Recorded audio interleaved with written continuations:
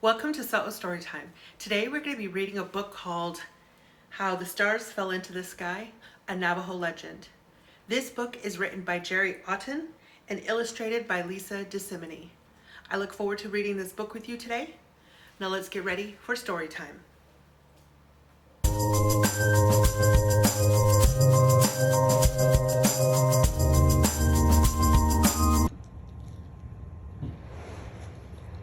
How the Stars Fell into the Sky, a Navajo Legend.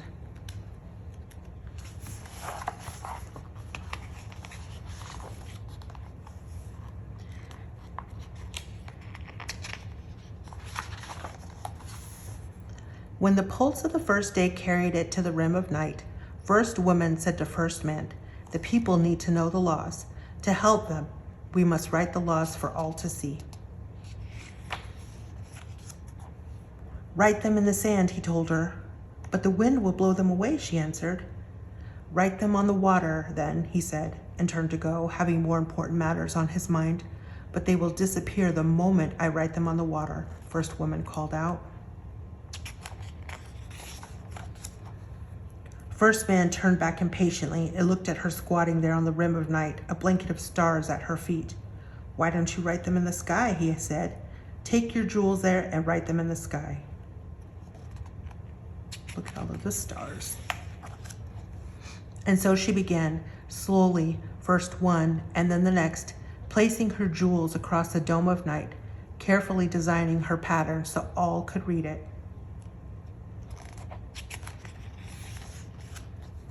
But First Woman was not alone.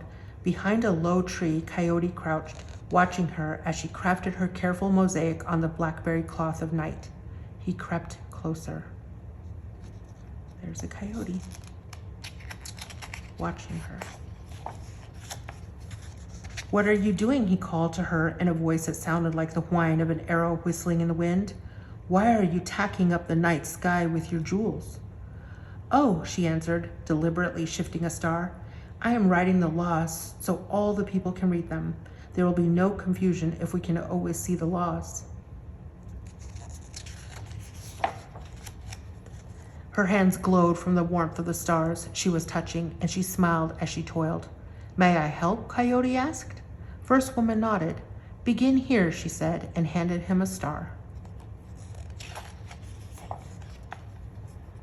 Coyote hung the star and stepped back to look. He hung another and another, but for each star he hung, First Woman's blanket held 100,000 more. "This is slow work," he grumbled. He's getting a little impatient. "Writing the laws could take many moons," she said, and began humming to herself. "Can't we find a faster way and be done?" Coyote asked. "Why finish?" she answered.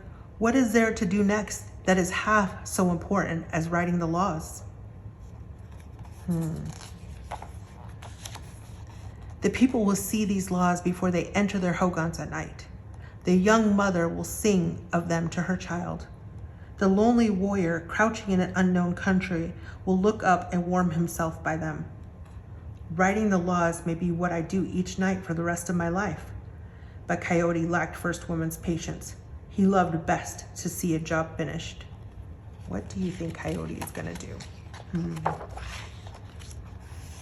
Impatiently, he gathered 2 corners of First Woman's blanket, and before she could stop him, he flung the remaining stars out into the night, spilling them in wild disarray, shattering First Woman's careful patterns. Oh, Coyote. First Woman leaned far into the night and watched the tumbling stars. "What have you done, you foolish animal?" she shrieked at Coyote. He crept away while First Woman wept because there was no undoing what Coyote had done. She's crying.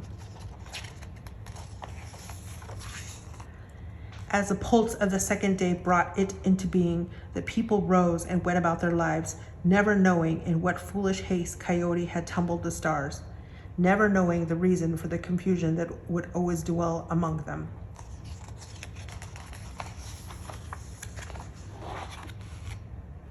The end.